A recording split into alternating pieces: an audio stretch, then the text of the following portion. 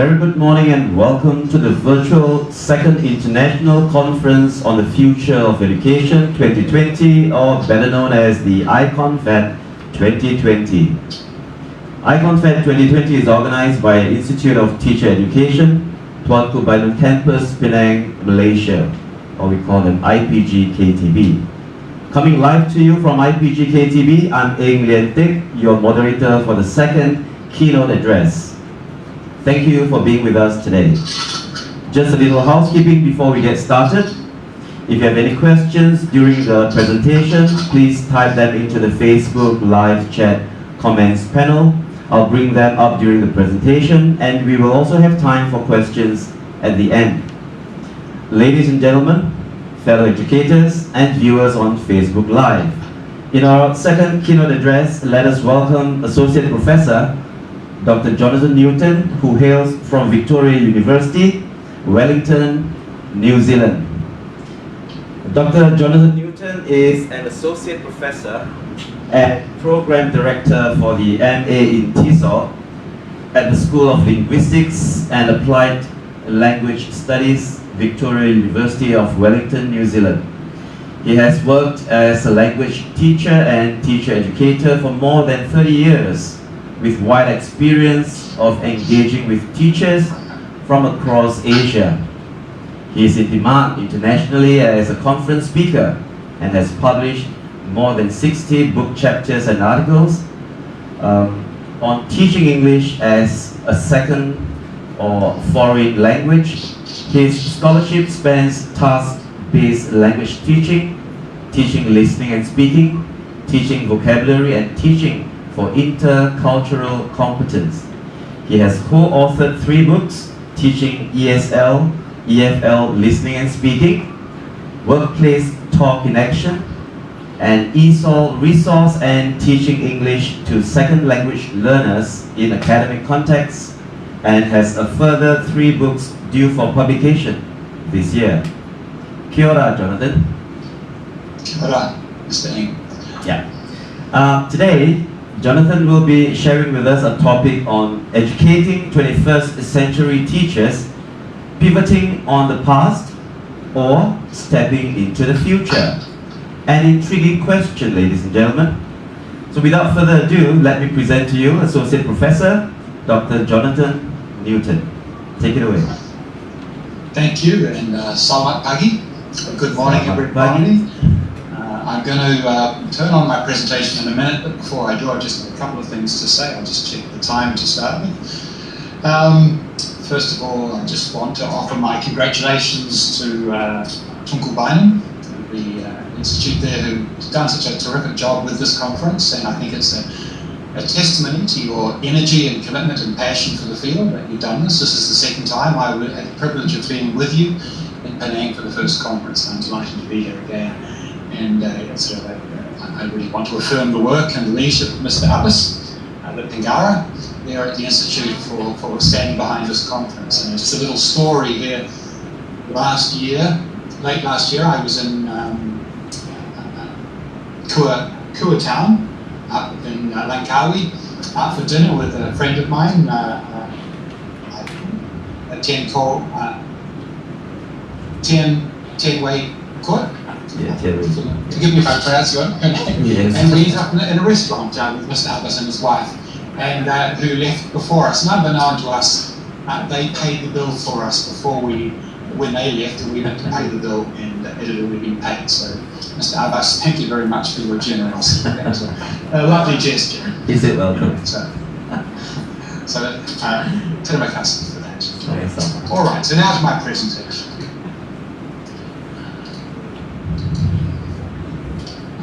You can all see that.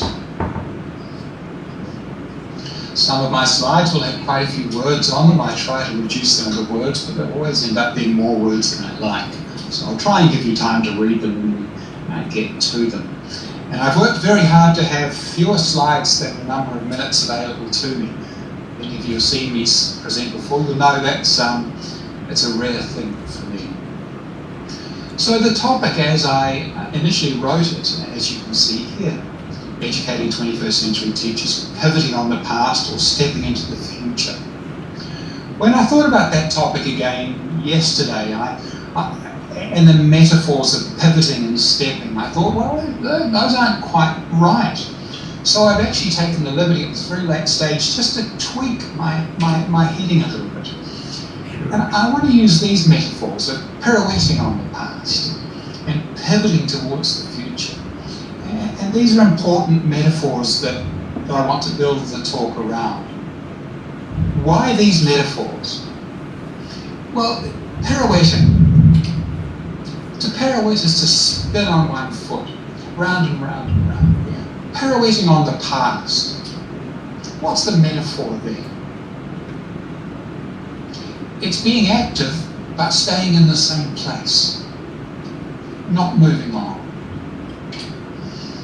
And the other metaphor is to pivot, that is to turn or rotate. And we see here, it can be a verb or a noun, so you can see here a pivot in action. A pivot typically mediates the relationship between something fixed and something moving. So a pivot has this idea of movement in it. It carries a load. So when something pivots, it's carrying something, and it's allowing movement. And the other nice thing about a pivot is I think a pivot is often relatively small relative to its function. So you think of the hinge on a door, which is a pivot. You know, it's only small, but look at its function, you know, managing the movement of a door. And that notion of pivot is what I want to relate to teacher education and teacher educators and what we do. And I suppose the question I'm asking is, are we pirouetting or are we pivoting? Good question. So, pivoting on the past or pirouetting on the past or pivoting towards the future. Okay. Alright, so the key idea that I want to promote here is that teacher educators are, in a sense, metaphorically, educational pivot points. We're pivoting between the past and the future of educational reform. We're pivoting on the past experience of student teachers who come to us with the experience of being students. And in their past, as they pivot forwards and through our guidance, are pivoting towards being teachers. So from students to from students to teachers, from student teachers to experienced teachers. And I think our role as teacher educators in that pivotal role, and there's that another interesting term that comes from the notion of pivotal, which means central and important. Let me ask the question, how much of what we do as teacher educators is perpetuating the past? And how are we moving education forward? How are we being that pivot into the future? Or how are we holding it back because we're fixed in our ways? And I'll be asking quite a few questions like that and not necessarily answering them, but I want to provoke the thought in you about your role if you're a teacher educator. If you're not a teacher educator, you're a teacher. There's a lot here that can also apply to your role in the classroom as a teacher. And certainly if you're a teacher working as an associate teacher with student teachers on a practicum, then this will be highly relevant to your role as well.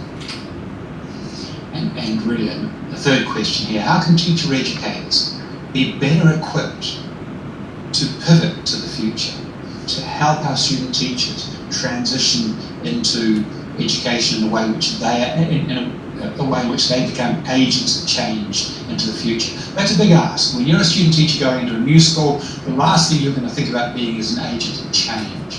You're going to be doing what you're told and just surviving. But we hope that we can plant the seeds for once you've got past the survival stage as a student teacher to contribute to the future of education. All right. Now that sounds very grand and aspirational. I want to bring the focus down to year 4 in TE programs, teacher education programs.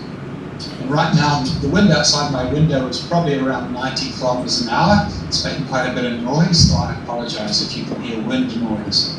You live in the city of the wind.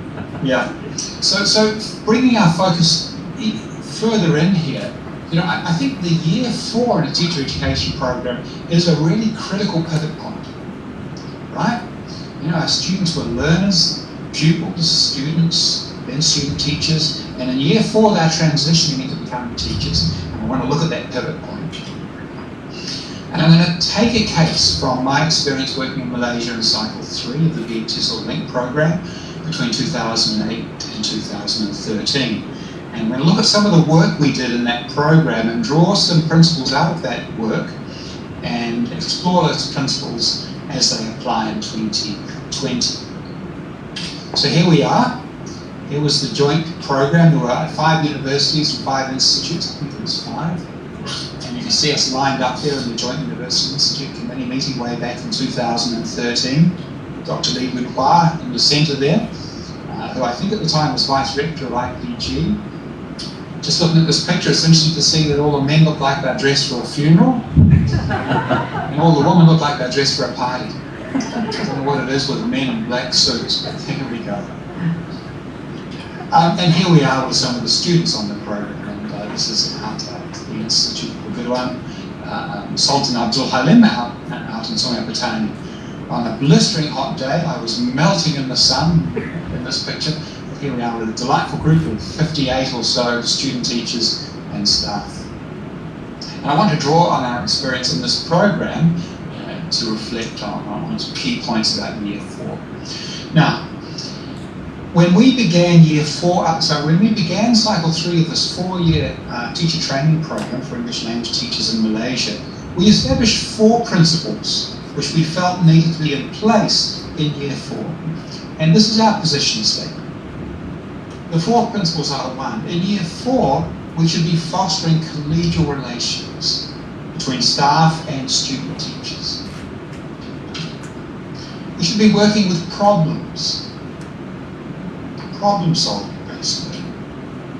We should be recognizing diversity and creativity, not turning out robots, turning out teachers with identity and creativity and a willingness to move things forward.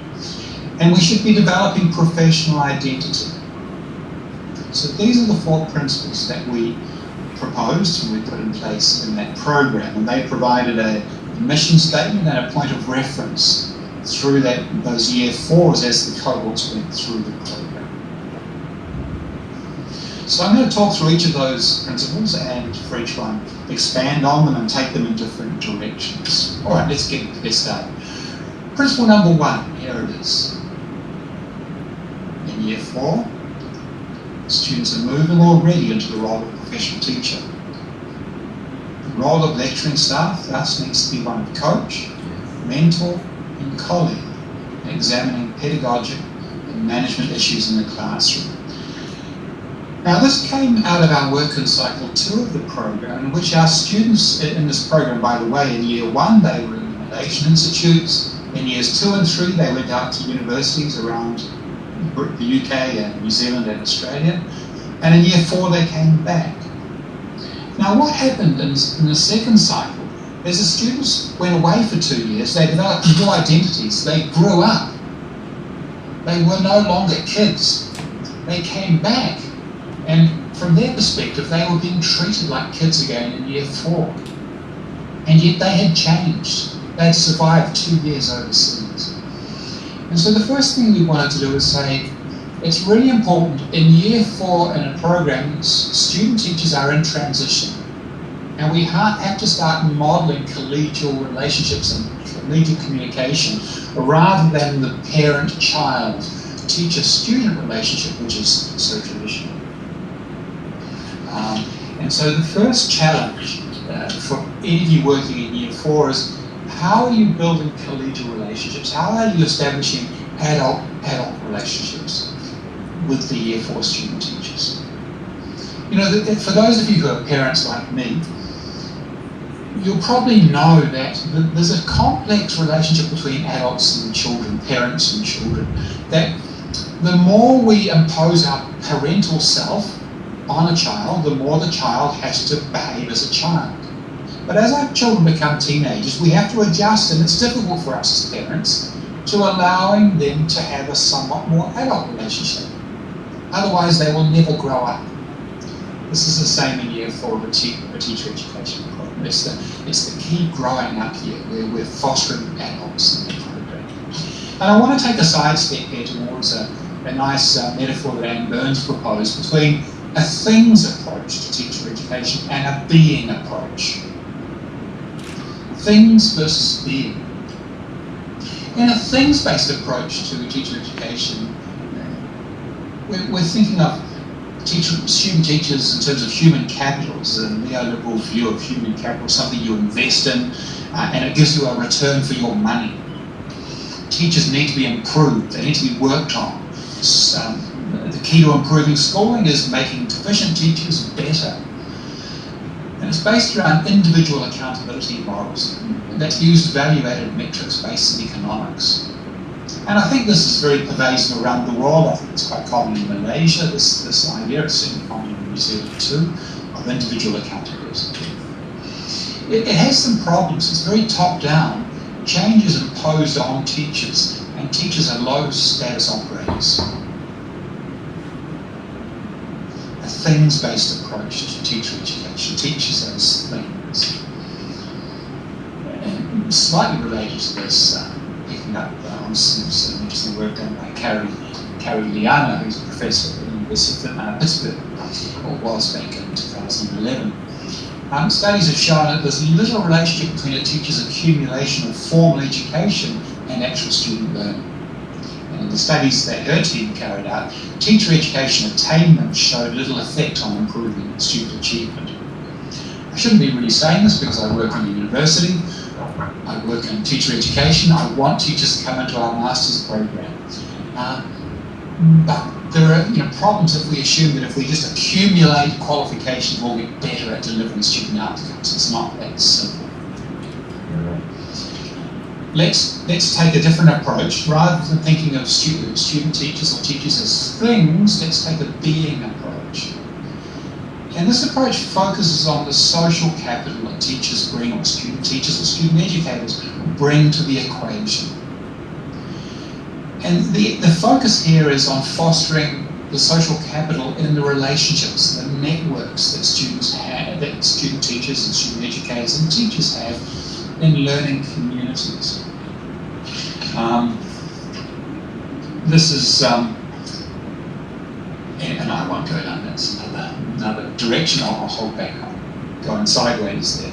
And I've got a few quotes here from Leanna, which picks up this idea of valuing teachers' social capital, not teachers as individuals, but teachers as part of a network and a community. Now, the research at the University of Pittsburgh suggested that talking to peers, teachers talking to each other about the complex task of instructing students, is an integral part of every teacher's job and results in rising student achievement. I think we can apply that to teacher education. Talking to peers, teacher educators talking to each other. Teacher educators talk to student teachers to raise student achievement. The second of three quotes from Leanna. Building social capital in schools requires a reorientation away from a teacher of the year model towards a system that rewards mentoring and collaboration among teachers. I wonder how radical this is in Malaysia.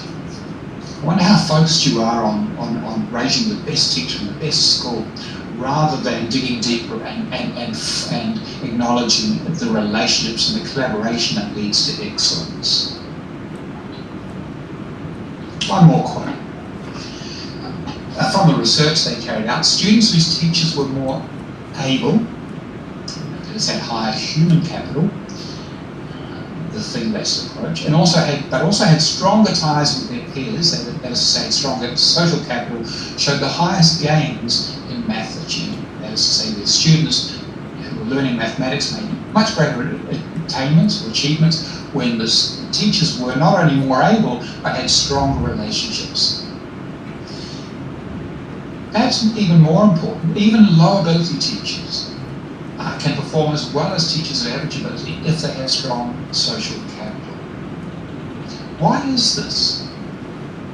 Well, I think if we're working as individuals, if we're a weak teacher or an average teacher, and we're facing challenges in the classroom, we keep on trying to solve the challenges with the same set of solutions, but we're not necessarily making much progress. because we've got a limited range of solutions that we're working with. But when we start to share and develop a social capital and share how do we solve this particular problem, we get a greater range of strategies and ideas to apply to our problems in the classroom.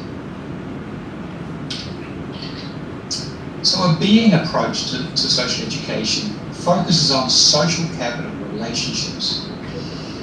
And I think it's pretty clear that teachers are hungry for professional opportunities to learn from each other. Learning circles, lesson study, which is big in Japan in particular, peer observation, action research, peer mentoring. I know when we were back doing the peer TESOL in year 4, the students had some kind of action research projects they had to do. I don't know if that's still the case. And just a note that the British Council has some really interesting work going on in teaching research partnership awards. There's a nice link there to some publications and that illustrate how teachers can get together to do some really interesting, important research collaborations. I won't have time to talk a bit more about that. The final thing I'd say about a being approach, and remember we talked about the importance of valuing teachers' social capital and fostering collegial relationships. There's also a huge role for educational change leaders to motivate and sustain teacher learning. So yes, the teachers and their networks can make huge progress, but there's also value to be added from having educational change leaders. And one I particularly want to draw attention to here is on my right in the photo, looking outwards or looking towards the photo on my left, Mr. Iman, who was in Coolum in the education board. These are 4 graduates from the Victoria University DTESL program from different cycles. We happened to be together at a workshop I was running that was coordinated by my dear friend. And his work with and the team that he worked with, Mr. Iman worked with in Coolum, were doing some outstanding work in the schools there. And as I understand it at the time, a few years ago, their schools were the highest performing schools in the district. I could be wrong, but I think they were doing some really outstanding work. So experts who are committed and passionate to helping teachers do their job are also important. So if you're one of those, value yourself. All right, some key questions for you in terms of this first principle for the Year 4 of a teacher education program. How are you making collegiality visible in your interactions with other teacher educators? How are you modeling it for student teachers? What agency are Year 4 student teachers given when they get to Year 4 of the program that they don't have in the previous years? What voice do they have? Or are they still voiceless and subject to whatever the teachers decide is going to happen? How do we encourage student voice in some very simple ways, using regular soapbox polls, getting focus groups together to talk about their experience so teachers can get an insight into how students are experiencing what's going on, being prepared to listen and valuing those voices. Something I often use in my class is a 1-minute paper at the end of the class. Usually, it's never 1 minute, it's always about 3 or 4 minutes. But you ask 2 or 3 questions. Not all of these questions, but at the end of this lesson, what's the most valuable thing you've learned? What questions do you still have? What are you confused about? And maybe you can alternate some of these. Question number 4, what would you like to do more? What would you like to do less? They're probably going to say, we'd like you to talk less, teacher. Probably say that in my class. Another key question, what's the quality of dialogue between student teachers and teaching staff? Are you talking down and talking at the student teachers, or are you talking to and talking with the student teachers? This is a really quantifiable, investigatable, if that's a word, action research question. What's the nature of your dialogue? And this is a question that I think could be the subject among teacher educators of a really interesting collaborative action research project. What's the nature of our talk? The more we can move to a conversational dialogic approach, the better. I've just been reading Robin Alexander's most recent book, Dialogic Teaching Companion, which is just, Robin Alexander is a fabulous British educationalist in the UK, and his work on dialogical teaching is inspiring. And there's a chapter in this book on professional development and how to develop our expertise in dialogical teaching. I'm going to move on. So how is this dialogue different in Year 4 compared to Year 1? I wonder if I sat around a table with a group of you and said, well, tell me, how are you talking differently to your Year 4 students compared to the Year 1 students? What would you say? What would I say? So I'm going to leave those questions for you to reflect on. I'm going to have to move on. So that was principle number 1. Number 2 is working with problems. Here's our statement. In Year 4, a student who is learning to be a teacher will learn best by engaging in practical collective problem solving around issues in Malaysian classrooms or wherever classrooms are. Problem solving in Year 4 should draw on perspectives and understandings gained in Years 1 and 3. You know, by Year 4, talking to the student teachers in the past, they were at saturation point. They'd had enough of being talked to. You know, they wanted to get their hands dirty, so to speak. And so, making teaching in Year 4 a dynamic, experiential process is crucial. And part of that experiential process is trying to solve problems. What kind of problems? And here's some key questions. How is problem solving modeled? What role does it have in the curriculum? I would argue that it should be a key part of assessment. It should be a key part of the learning process through the Year 4 curriculum. Where do the problems come from? How do we allow the student teachers to identify problems through their visits to schools, for example, through their experience as learners, through their interactions with teachers and associate teachers in schools? And I think it's really important that the problems that student teachers face in a practicum are focused on in the pre-practicum stage. You know, role-playing and working with. What do you do when you've got a difficult associate teacher, or when you're really having troubles and you don't feel you've got the confidence to ask questions or get help? How it links to previous learning being fostered. I've done some interesting research, or had my PhD students do some research in Thailand, for example, recently, where Pawina, one of my students, found that despite in the Year 4 pre-practicum teaching, talking a lot about communicative language teaching and task-based language teaching, when she observed the teachers in the practicum, not only were they not teaching communicatively, but when there were communicative activities in the textbook, they would tend to ignore them or turn them into something else. When they were teaching communicatively, they were essentially using trivial games rather than real quality-based communicative experiences. How collaborative is problem solving? How is it aligned to developing expertise in teacher research? What evidence do students learn to gather to solve problems? In other words, how are they critical about the solutions they propose? And really, at the end of the day, what problem-solving skills do student teachers leave the program with? That's the key issue there, and that should be a curriculum pivot point for Year 4.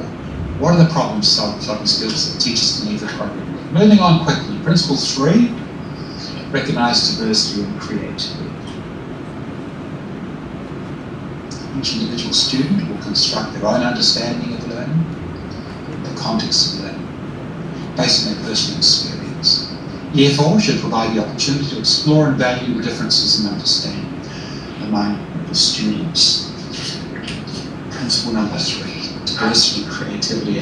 This again came out of our experience in the second cycle of the year test, where we saw that there was a tendency for students to be learning the right answers, to regurgitate, rather than learning to offer their own answers, and to be given credit for thinking creatively and thinking outside of the box.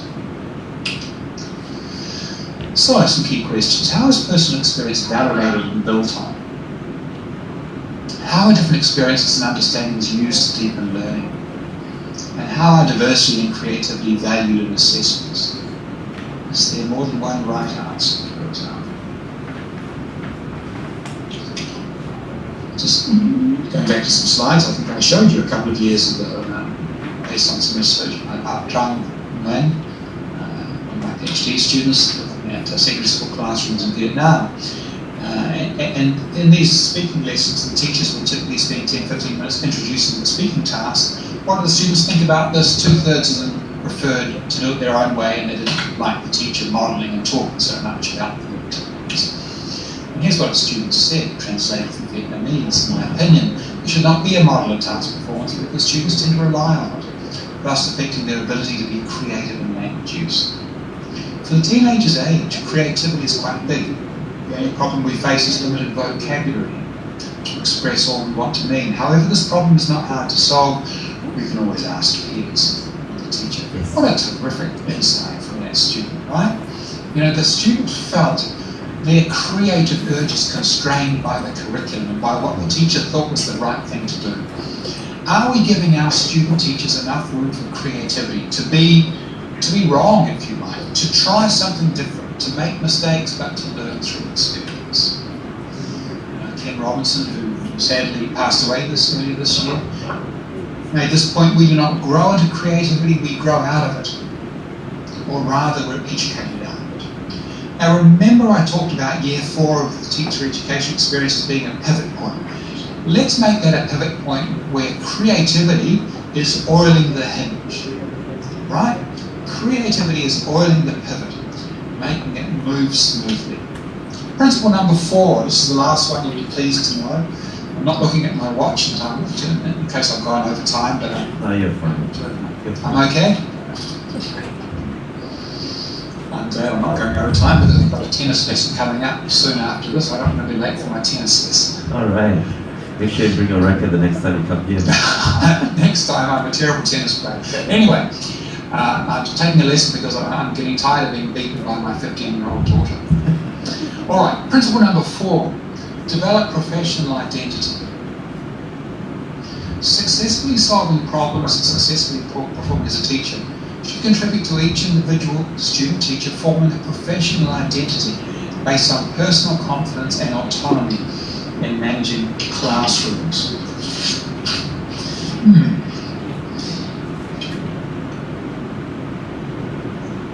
It's sometimes easy to lose sight of the identity construction process because we've got so much content we have to deliver. But in year 4, the student teachers are transitioning into a teacher identity. I hope that when the students hit the school in their practicum, they're not feeling still like they're just students. There should be an emergent teacher identity already in play, already growing. Fragile, but already growing. Actually, all our teacher identities are fragile. And one of the challenges is, of course, that teachers are always on the spot. We're always live. Our identity is always on display, and that can be quite wearying at times. To what do we attribute our success or failures? We construct our identity on the basis of the stories we tell ourselves about why are we succeeding and why are we failing. And getting to tell those stories and hear other stories helps us build that identity in a healthy way. Because some of those stories go underground as we feel like we're crap. We feel like a failure, but we don't want to confess it. So having those stories brought to light, those stories of experiences of learning and first trying out teaching, doing micro-teaching, and then in the practicum. Through relating ourselves to other people, we get a real sense of who we are. And I want to just quote from Wenda, who did a lot of work, I think I've got a quote here somewhere, on identity and communities of practice. Identities are formed amid the tensions between our investment in the various forms of belonging and our ability to negotiate the meanings that matter in those contexts. Let me quote that again. Identities are formed amid the tensions between our investment in the various forms of belonging and our ability to negotiate the meanings that matter in those contexts. The various forms of belonging in year 4. The student teachers belong to their peer group. They belong to the institute. They belong to the schools that they're getting associated. They belong, hopefully, to that broader community with the Institute of the Year 1, Year 2, Year 3 students as well. Or if it's teachers and professional, in-service teacher learning, those teachers have also got communities they belong to. And their identity has been constructed and moulded in those communities. So I'm going to have to just move on quickly here towards the end.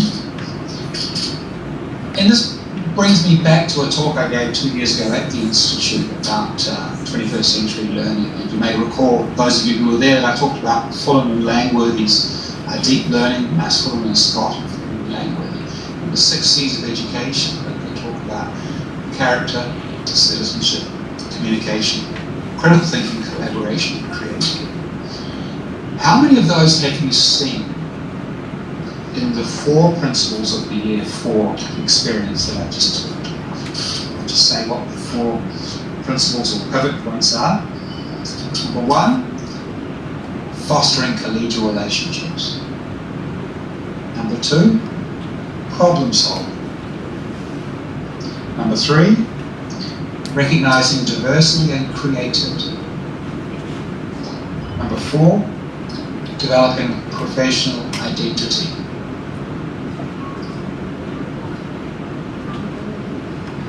They're all there, aren't they? They're all there in the 6 C's of education in the 21st century.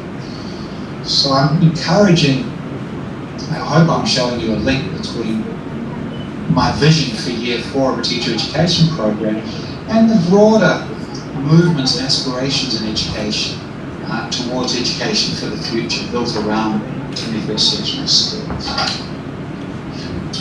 Alright, so our summary statement, back in 2000 and whenever it was, when did we write the statement? I think in 2010 or 11 we came up with the statement. This is our mission statement, which sums up those 4 points. Institute staff and student teachers in the program have a shared responsibility to develop and foster a professional and collegial problem-solving culture that recognises diversity and fosters creativity. There you have it. I hope that if any of you watching this were part of these 3rd cycle from Southern Hemisphere universities, this brings back pleasant memories. If you've never seen this before, I hope that it inspires you and your program amongst your fellow teacher educators to perhaps revisit what you're doing in Year 4 and to ask yourself some questions about how you're making that year a unique, transitional, pivotal experience.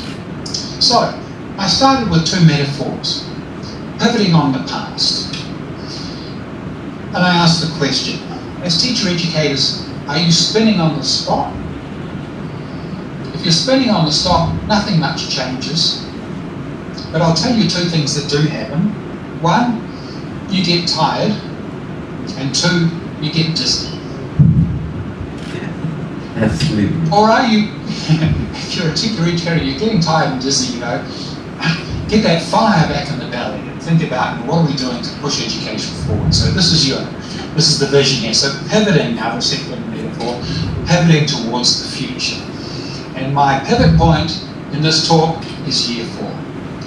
Fostering collegial relationships. Thinking anew about how to be collegial rather than parental.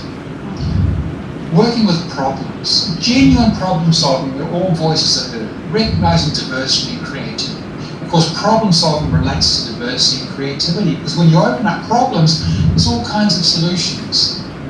And developing professional identity. And you can see that 1, 2 and 3 all lead to 4. In fact, 1 leads to 2, 2 leads to 3, and 3 leads to 4. Because when you've got 1, 2 and 3 in place, you are fostering an emerging teacher identity. I'm done.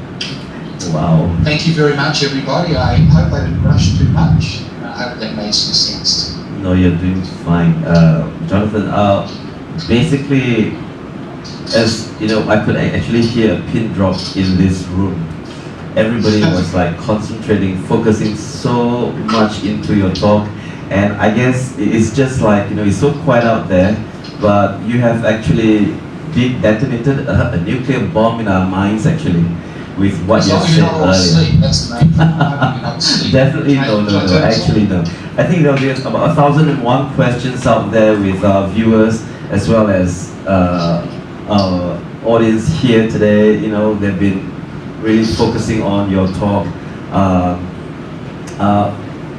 You see, the questions that you have asked actually, in return, one question that you asked, we actually have about 100 more to ask back to you. So in my hands here, I've got quite a lot of questions that, we're getting to that, okay? We're getting to that. All right, so ladies and gentlemen, and to those who have been following us live on Facebook, I'm very, very sure you have a lot of questions out there. I've got some in my hands here already. And for those who have just joined us on Facebook Live, you are at the second keynote address with Associate Professor Jonathan Newton from Victoria University, Wellington, New Zealand. All right, so let's continue with the Q&A. And for the very first question, Jonathan, please listen carefully. The question sounds like this. In light of what you have presented and the current pandemic situation, does it open up new opportunities or obstacles in fostering collegial relationship? Collegial relations, like you were saying in one of your principles earlier, yeah? In your pivot point number 1. That's a really interesting question. For sure, it opens up different relationships. You know, we have to navigate the world of Zoom-based interaction or whatever it might be, and it's a whole new way of interacting. So yeah, the collegiality shifts. Does it open up opportunities, or does it close down opportunities? Yeah, that's the question. Yeah. You know, I think a lot of these questions that people are going to ask me, you know, I'm not a guru, I don't have instant answers. They're great questions, and I think you can probably answer them yourselves. In what ways does lockdown and having to no longer be face-to-face open up collegiality? I think one thing it does, it prevents teachers from standing in front of the classroom and necessarily dominating the conversation. I think teachers can still dominate the conversation in Zoom sessions, but perhaps there's an opportunity to rethink communication, because it's much harder to engage people if you're just going to talk endlessly like I have on Zoom. You could perhaps get away with that live in a classroom, but on Zoom you have to think about being a more creative, collaborative, communicative teacher. That would be my guess. Okay. Mr. Eng, you disappeared from sight. Yeah, the camera just went off. All right. Yeah, it's a bit, you could look at it as an obstacle or whether it really opens up opportunities. I guess the social media as well as technology has something to do with it for us to reconnect in a way. What do you think? Yeah. So, okay. I was one of the teachers in my master's course was talking the other day, very amusing. She was talking about with her high school kids. And in New Zealand, this might not be the same in Malaysia, but with the boys in the class, at 9 o'clock class in the morning, she'd have to say, "Boys, would you please put your shirts on?" Yes. And you know, one boy, she asked something, and he said, "Yes, Mum, I'll do that. I'll do that when I got off the toilet." And so the second rule was, boys, when you're in class, you are not on the toilet.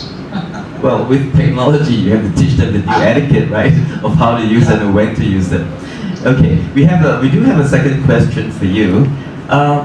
Okay, it sounds like this. Do trainee teachers really have a choice of not being robots when they are released into schools, since the top-down approach has always held the reins in the Malaysian educational context? I think this is, it has been like this for like ages. So we still spinning, or we pivoting? That's a really good question. I alluded to an answer before when I talked about young student teachers as agents of change, but for God's sake, we're dreaming if we think they're going to go into schools and transform schools because they're going to just do what they're told and survive. The point I made was I think we're planting seeds for further down the track. We're modelling collaborative behaviours in the Year 4 program, all through the student-teacher experience, hopefully, but particularly in Year 4, we're modelling problem solving, we're modelling how to communicate up and down status. So yes, as the teacher educators, you've got a higher status than the student teachers. How about you step off your pedestals and start having those dialogic conversations that need to be part of an adult conversation? And then with student teachers, even though they're going to have to learn to adapt and to be quiescent and bow to the superiors, but inside themselves they've got another identity which you have established. And of course we've all got multiple identities. We're never one thing. But if you've established that teacher identity, who has a creative urge, who's willing to take risks and be different, there will be times when that identity, when it's safe for that identity to emerge, and you've got a class for yourself that you can try out. So yes, I take that point, but are we forever going to pivot on the same spot, or are we going to plant the seeds of change in these young student teachers? And I think this is part of the problem solving. I think these kind of role plays, how do you problem solve moving between your identities? Yeah, I think, yeah, you're right. I guess it's like what you mentioned earlier, it's just like being a parent, how we talk to a child when they're young and as they're growing up, the kind of interactions or communication that we have with them will be a bit different. So in this case, you are talking about whether we talk down to our students or whether we talk with them or we talk to them, right? So that, I think, has snapped us out of it, and I believe that everybody has the opportunity. It has to start with ourselves, right? We can't change the system sometimes, but I guess as teacher educators, we can actually strive to plant that seed or make the first step. What do you think? Yeah? Yeah, I think it's the classic thing when you have big classes of young students and you adopt a disapproving parental disciplining approach. You position them as children, and you wonder why they don't grow up, because you're not letting them grow up. Yes. And it's tough as a teacher. I mean, it's tough as a teacher educator. But there's a balance to be had there. And my point is, I think it's a conversation for teacher educators to have together about what are the small steps we can take towards a more dialogical approach to what we do. And like I said, get the Institute to buy Robin Alexander's 2020 book, a great section here on professional development. All right. To help teachers move towards more dialogical approaches. Okay. Ladies and gentlemen, viewers, I think Jonathan has given us more than what we can chew today. The questions that he has posed is mind-boggling, and I think there are lots and lots of things that a lot of viewers would love to ask some more, but unfortunately time is not with us. So I would like to thank you so much for being here with us. All right, ladies and gentlemen, dear viewers, I guess that's a wrap for this session. On behalf of the Institute of Teacher Education, Tuanku Bynum Campus, the Director, Encik Muhammad Sa'ad bin Abbas, the ICON Fed Committee, I would like to thank Associate Professor Dr. Jonathan Newton for giving us such a fabulous insights on the future of teacher education. Thank you, Jonathan, from the bottom of our hearts. Terima kasih. And not forgetting, of course, all of you out there, the viewers and participants of our virtual second ICON Fed 2020, thank you so much for joining us. Before we end, let me remind you that the next keynote address by Professor Mustaq Al-Atabi is at 2 p.m. local time. Don't forget to join us then. please go to the virtual iConfet 2020 website for more updates. That's all for now. See you soon and have a pleasant day ahead. Kira. Bye. Bye.